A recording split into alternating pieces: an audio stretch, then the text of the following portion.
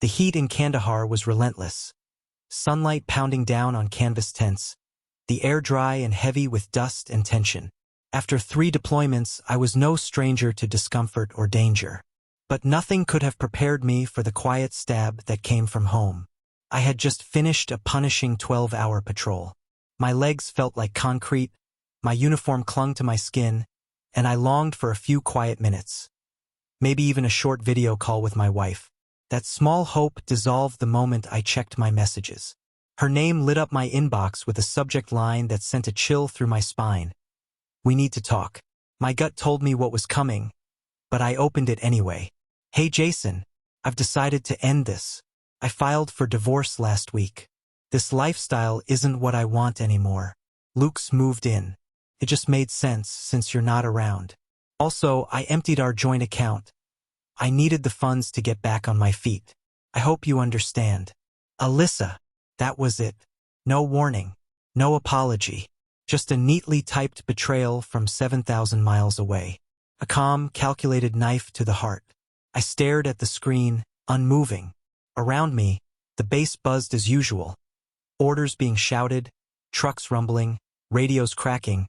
But I couldn't hear any of it. There were no tears, no shouting. I just whispered one word. Understood. And I meant it. But that word didn't mean surrender. It meant something else entirely. It meant she'd made her move, and I was already planning mine. I wasn't just some boots-on-the-ground grunt. My specialty was intelligence. My entire job revolved around catching patterns, uncovering lies, and neutralizing threats before they even realized they'd been spotted. Alyssa thought distance would paralyze me, that being thousands of miles away would leave me helpless. She had no idea who she was dealing with. That same night, I started making calls.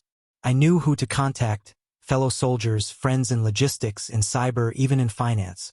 The bonds we build in the military don't dissolve with distance. I leaned on that brotherhood. First, the money. She thought she'd cleaned out our account. What she didn't know was that I had quietly moved the bulk of our savings into a separate military financial account months ago. A precaution I'd made out of habit, not suspicion. The joint account she accessed was a dummy, with just enough to look convincing. I had already flagged the activity as suspicious with the bank, and a fraud investigation had been triggered. That money would be frozen indefinitely, maybe even permanently. Next, the legal front. I had a lawyer back home, an old friend from my first deployment, now retired and running his own firm. I called him. He didn't ask many questions. When I read Alyssa's email aloud to him, he chuckled dryly and said, "We'll take care of this. All of it." While Alyssa played house with Luke in what she thought was her new normal, I began collecting evidence. Deployment orders, bank records, housing documents, screenshots of the email she sent me. Even video clips from our home's smart doorbell. Everything was stored in the cloud. Everything could be verified. But the most valuable piece of paper in my arsenal? A document she signed before I deployed, a power of attorney. It gave me full control of all property and financial decisions in her absence. She'd signed it without a second thought, just eager to get me off to base. I hadn't forgotten it. She clearly had. Back on base, I didn't let anything show. I did my duty, stayed sharp, and waited. She had fired the first shot. But the war was far from over. 2 weeks passed. Then my attorney made his move. He filed motions citing misappropriation of marital assets, unauthorized cohabitation, and fraudulent misuse of legal authority. But that wasn't the knockout punch. Here's what Alyssa never bothered to learn. Before my last deployment, I transferred ownership of our house into a military trust, specifically created for active duty personnel. That property was now considered protected under federal military code, which meant Luke, her new live-in partner, was technically trespassing on a protected military asset. The sheriff's office didn't take kindly to that. Body cam footage from the morning of the eviction showed it all. 6 a.m. Doorbell rings. Luke stumbles to the door, bleary-eyed in a bathrobe. Officers inform him he's illegally occupying a federally protected residence. He protests, confused and indignant. They don't argue. They just read him his rights and give him 5 minutes to gather his things. He never saw it coming. Neither did Alyssa. He stood there, shirtless and smug, until the uniforms appeared. "Sir, you're trespassing on federal property." One officer informed him firmly. "You have 30 minutes to leave." Then Alyssa came storming out, screaming, "This is my house." The reply was cold and final. "Not anymore." I watched that footage from a dusty bunk 7,000 miles away, the bitter taste of burnt coffee on my tongue. And for the first time in weeks, I smiled. The next morning, my attorney invoked the Service Member Civil Relief Act.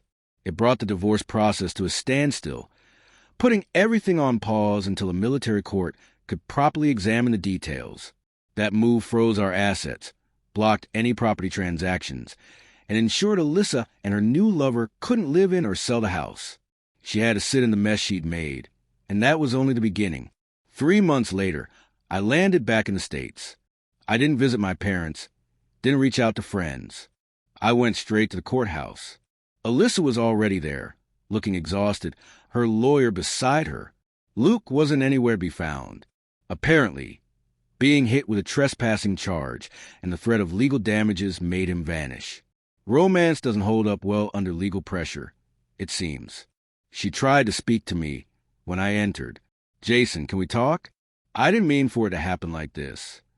I met her gaze and said calmly, "You're right. You meant for it to be worse." Then I sat beside my lawyer as he handed a folder to the judge. Inside were the receipts, messages, emails, even dating app conversations, all time-stamped and predating her divorce filing. Bank records proved she emptied an account she thought was hidden. There was also the power of attorney form she'd signed, granting me full control while I was away. And most importantly, confirmation that my deployment zone had been officially classified as a combat zone, activating enhanced federal protections. The judge flipped through the evidence slowly, his expression growing harder. Then he looked up and delivered 6 simple words. "You have a serious problem, ma'am." He tossed out the divorce on grounds of legal abuse and ordered temporary full custody of our children to me. She was instructed to leave our home within 72 hours. My lawyer leaned in and whispered, "She's just been legally evicted from your life." But Alyssa didn't leave with grace. She cried in the courtroom, tried chasing after me as I walked out. "Please," I was confused.